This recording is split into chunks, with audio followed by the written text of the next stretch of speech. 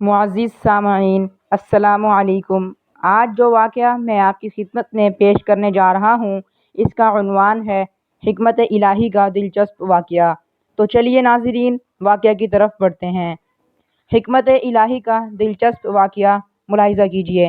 ایک مرتبہ اللہ تعالیٰ نے حضرت اسرائیل علیہ السلام سے دریافت کیا کہ اے اسرائیل، آج تک جن لوگوں کی روح کو تو نے قبض کیا ان میں سے کسی پر تجھے رحم بھی آیا؟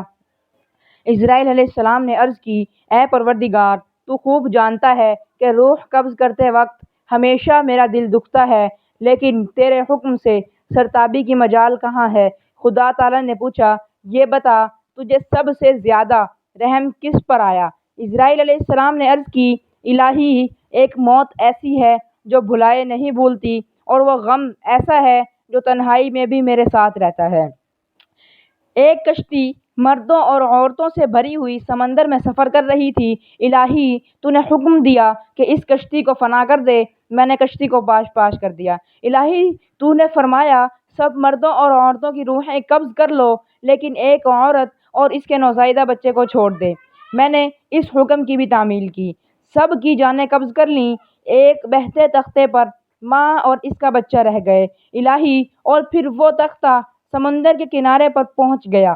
میں اس ماں اور بچے کے جان بچ جانے سے بہت خوش ہوا، لیکن الہی پھر تیرا حکم آیا، اے اسرائیل، جلد ماں کی روح قبض کر اور بچے کو اکیلا چھوڑ دے۔ اے باری تعالیٰ، تو خوب جانتا ہے کہ یہ حکم پا کر میرا کلیجہ کانپ گیا تھا۔ مجھے اس شیرخوار بچے کو اس کی ماں سے الگ کر کے جس قدر تکلیف پہنچی تھی، اب اس واقعہ کو ایک مدت بیت چکی ہے، لیکن وہ بچہ برابر یاد آتا ہے۔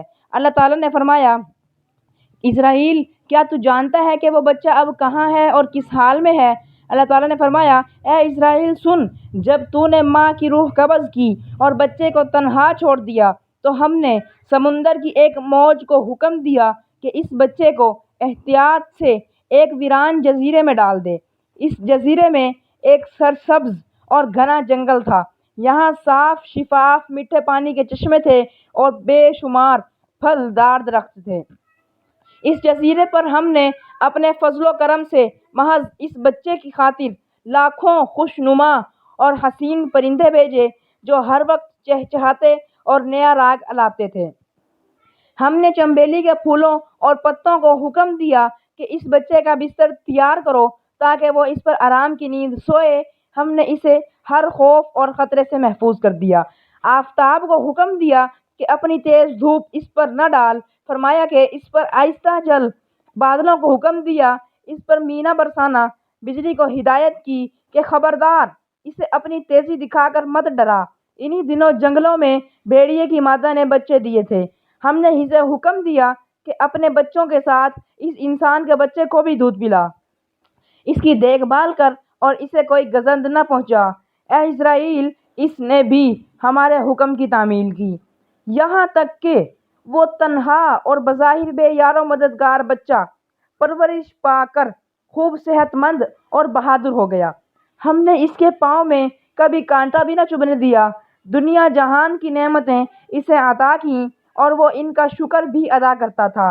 اور اب اے ملک الموت، تو جانتا ہے کہ وہ بچہ کہاں ہے اور کیا کر رہا ہے۔ اسرائیل علیہ السلام نے سجدہ کرتے ہوئے عرض کیا، الہی، تجھی کو علم ہے اے میرے پروردگار۔ خدا تعالیٰ نے فرمایا، وہ بچہ نمرود بن گیا اور اسی نے میرے خلیل ابراہیم علیہ السلام کو آگ کے الاؤ میں جھونکا۔ اب وہ خدائی کا دعویٰ کر کے لوگوں کو میری راہ سے بھٹکاتا ہے اور ان پر تشدد کرتا ہے۔ جس کتاب سے یہ واقعہ لیا گیا ہے اس کا نام ہے رب کریم کا گناہ گاروں سے پیار، صفحہ نمبر 200، کیونکہ بے شک اللہ اور اس کی حکمت کو اللہ تعالیٰ ہی بہتر جانتے ہیں۔